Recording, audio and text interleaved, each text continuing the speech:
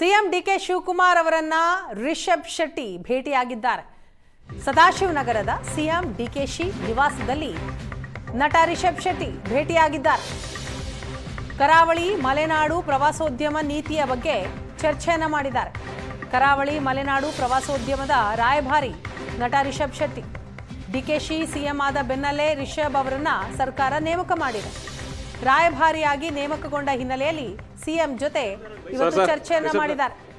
CM DK Shivakumar ಅವರ ನಿವಾಸಕ್ಕೆ ಬಂದಂತಹ ನಟ ರಿಷಬ್ ಶೆಟ್ಟಿ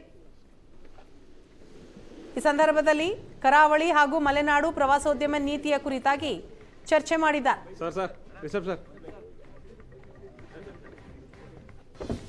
ಡಿಕೆ ಶಿವಕುಮಾರ್ ಸಿಎಂ ಆದ ಬೆನ್ನಲ್ಲೇ ರಿಷಬ್ ಶೆಟ್ಟಿ ಅವರನ್ನ ರಾಯಭಾರಿಯನ್ನಾಗಿ ನೇಮಕ ಮಾಡಲಾಯಿತು. ಆ ಹಿನ್ನೆಲೆಯಲ್ಲಿ ಈ ಭೇಟಿ ಕರಾವಳಿ ಮತ್ತು ಮಲೆನಾಡು ಪ್ರವಾಸೋದ್ಯಮದ ನೀತಿಯ ಕುರಿತಾಗಿ ಏನೆಲ್ಲ ಬದಲಾವಣೆಗಳು ಆಗಬೇಕು ಅನ್ನೋದರ ಕುರಿತಾಗಿ ಚರ್ಚೆಯನ್ನ ಮಾಡಿದ್ದಾರೆ. ಅವರ ನಿವಾಸದಿಂದ ಹೊರಡ್ತಾ ಇರುವಂತಹ ಸಂದರ್ಭದ ದೃಶ್ಯವನ್ನ ನೀವು ನೋಡ್ತಾ ಇದ್ದೀರಿ.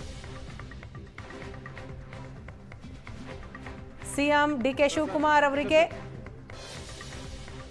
ಬೊಕೆಯನ್ನ ಕೊಟ್ಟು ಅವರ ಜೊತೆ ಚರ್ಚೆಯನ್ನ ಮಾಡಿದ್ದಾರೆ. ಪ್ರವಾಸೋದ್ಯಮದ ಮೇಲ್ದರ್ಜೆಗೆ ಏನು ಮಾಡಬೇಕು, ಏನೆಲ್ಲ ಕೆಲಸ ಕಾರ್ಯಗಳಾಗಬೇಕು ಅನ್ನೋದರ ನಿಟ್ಟಿನಲ್ಲಿ ಚರ್ಚೆಯನ್ನ ಮಾಡಿದ್ದಾರೆ. ವಿವರಣೆಯನ್ನ ಕೊಟ್ಟಿದ್ದಾರೆ ಸಿಎಂ ಅವರಿಗೆ.